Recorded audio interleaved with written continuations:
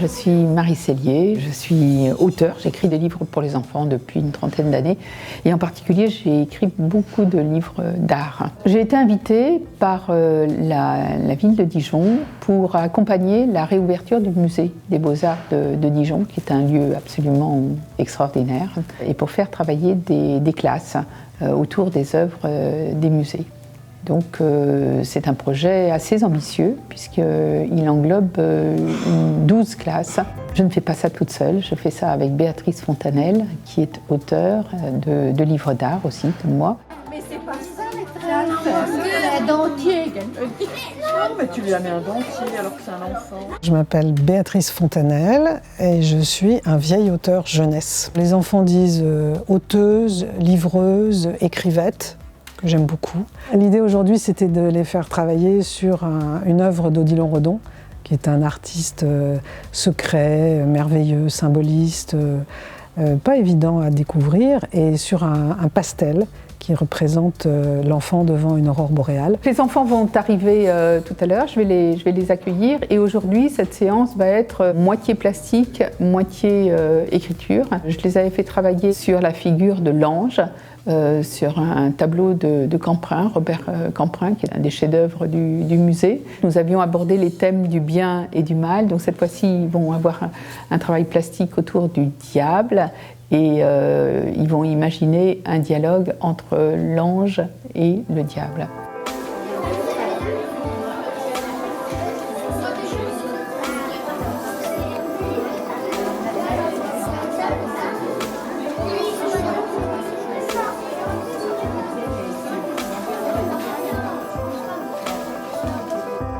Ils ont eu à écrire des haïkus japonais pour, autour de cette idée d'aurore boréale de l'enfant. Et on a aussi joué à juste trouver un mot. Parce que parfois, quand c'est très très court, c'est très très dur. Et l'idée, c'était de trouver un verbe. Et ils ont trouvé des verbes parfois étonnants, très simples, comme veut. L'enfant veut l'aurore boréale. C'est très fort, très simple, très puissant. Donc de montrer que simplement le choix d'un mot peut aller vraiment au cœur des choses. Donc ça, c'était très plaisant. L'idée, moi, c'est toujours de lier le travail d'écriture à un travail d'art plastique.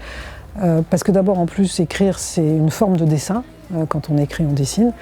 Et de montrer que ça peut être d'une grande sensualité. Parce que parfois, les enfants qui ont du mal à écrire, qui ont du mal avec le livre, avec le texte, pour eux, c'est vraiment difficile de percer ce voile qui les empêche de s'ébattre. Donc j'essaie toujours de montrer qu'on peut vraiment jouer.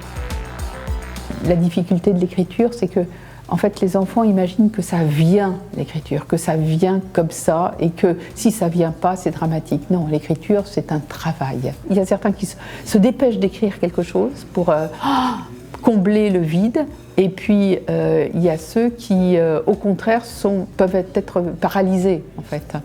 Mais comment je vais aborder cette montagne blanche? Le rêve de ma vie, ça aurait été vraiment qu'on puisse aller même faire des ateliers sur place. Bon, le musée n'était pas encore inauguré, parce que je pense que de dessiner devant une œuvre d'art, il n'y a rien de mieux au monde. Et ce qui est formidable, c'est quand un enfant a travaillé sur une œuvre, quand il va la découvrir dans un musée, là c'est extraordinaire parce qu'il se met à sauter comme un cabri, comme s'il avait rendez-vous avec une personne qu'il connaît personnellement. Les enfants vont visiter le musée après les séances. Ils ont envie de voir les œuvres en vrai. Hein. Il y a de multiples problèmes qui se posent quand on voit une reproduction. À quelle taille est-elle, hein? Est-ce qu'elle est toute petite? Est-ce que l'œuvre est toute petite? Est-ce qu'elle est très grande?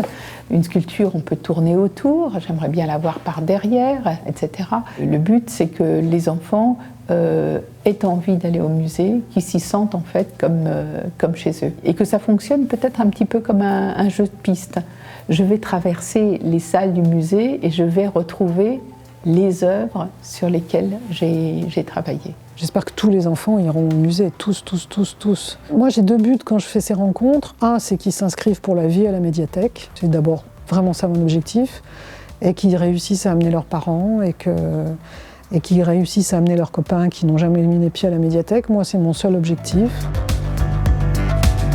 Pour moi, l'art n'est pas un luxe. L'art est une nécessité.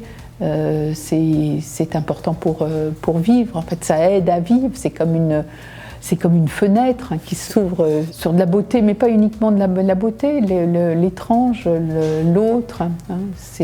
L'art permet de comprendre le monde. L'art peut sauver. Et c'est pour ça qu'on intervient avec tellement d'enthousiasme, c'est qu'on pense qu'on fait quelque chose d'utile, et même d'essentiel pour les enfants.